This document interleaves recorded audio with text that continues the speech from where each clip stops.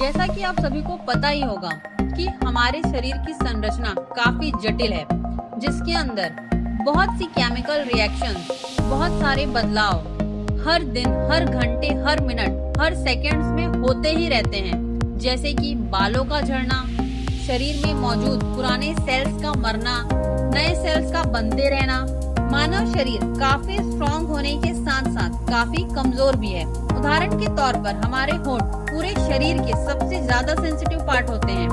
वहीं होंठ के पास मैस्टर नाम की एक मसल होती है जो हमें खाना चबाने में हमारी मदद करती है, और ये मसल इतनी स्ट्रॉन्ग होती है कि इससे हम 90 केजी तक का वजन उठा सकते हैं। तो आज मैं आपको ऐसे ही इंटरेस्टिंग फैक्ट्स बताने वाली हूँ। मैं हूँ निशा सिंह, आपका स्वागत करती हूँ मी साइंस में।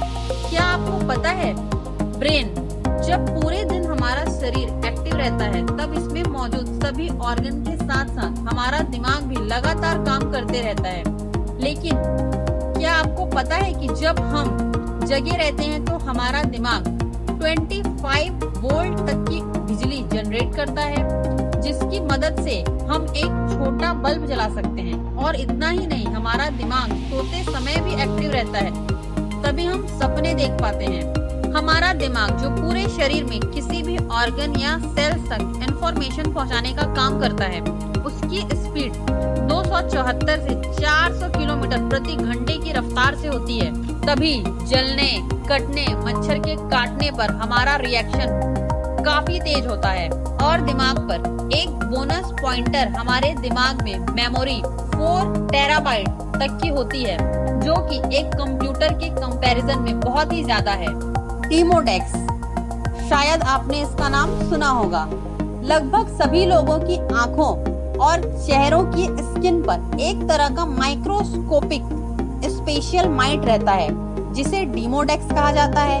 वैसे तो ये माइट बिल्कुल भी हानिकारक नहीं होते, फिर भी हमारे शरीर का इम्यून सिस्टम इस माइट से हमें बचा कर रखता है। ये माइट्स हमारे स्किन की बालों के जड़ों में रहते हैं। ये वहीं अपना पूरा जीवन बिता देते हैं और बस अंडे देने के समय ये जड़ों से बाहर निकलकर स्किन पर आते हैं और मीटिंग करके अंडे देकर वापस जड़ों में चले जाते हैं। और अगर गलती से इन माइट्स की जनसंख्या बढ़ भी जाती है तो ये हमें कोई ज्यादा नुकसान नहीं पहुंचाते हैं, बस रेड कलर के कुछ रैशेस हो जाते हैं। अब आप सोच रहे होंगे कि ये माइक्रो ऑर्गेनिजम्स आते कहाँ से हैं? जब आप छोटे बच्चे थे तो ये आपके पेरेंट्स के चेहरे से आपके चेहरे पर ट्रांसफर हो गए और उनके चेहरे पर उनके पेरेंट्स से। इस प्रकार से ये एक जनरेशन से दूसरे जनरेशन पर ट्रांसफर होते चले आ रहे हैं। लिवर, हमारा लिवर मात्र एक ऐसा ऑर्गन है जो अपने आप को रीजनरेट करने की पावर रखता है, तभी लिवर इम्प्लांट्स काफी सक्सेसफुल होते हैं। दांत, हमारे दांतों को हम शार्क के दांतों से कंपेयर कर सकते हैं, क्योंकि वो उसी की तरह मजबूत होते हैं। हमारे दांतों को जो इनेमल कवर करके रखता है वो हमारे शरीर का सबसे स्ट्रॉन्ग हिस्सा होता है, और नेचुरली भी हम किसी भी पेपर या किसी भी चीज को खोलने के लिए ज्यादातर हमारे दांतों का ही इस्तेमाल करते हैं। स्टमक एसिड, हमारे पेट में एक प्रकार का एसिड प्रेजेंट होता है जिसे स्टमक एसिड कहा जाता है। ये एसिड इतना गर्म होता है कि इसे अगर हमारी स्किन पर निकाल कर रख दिया जाए तो ये इसे जलाएगा ही नहीं, बल्कि उसमें छेद तक कर देगा। ये एसिड हमारे द्वारा खाए गए किसी भी प्रकार के भोजन में प्रेजेंट वायरस और बैक्टीरिया को जला के खत्म कर देता है और हमारे पाचन में भी मदद करता है।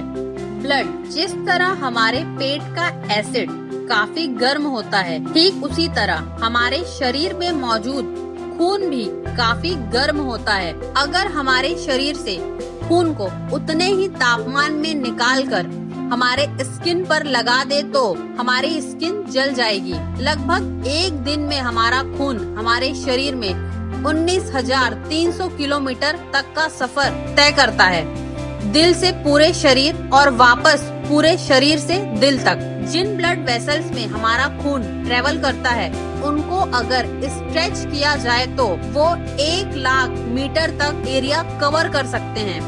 बेबीज, हर बेबी अपने माँ के पेट में एक फीमेल से शुरुआत करता है। ये आपको थोड़ा अजीब जरूर लगेगा बट रियल है, यानी कि प्रेगनेंसी के पहले 5 वीक में जो बच्चा होता है वो फीमेल ही होता है।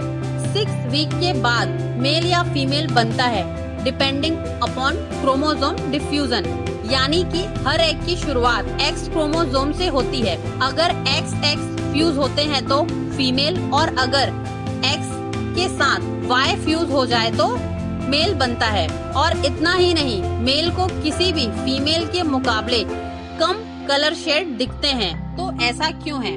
तो इसका रीजन है X क्रोमोसोम।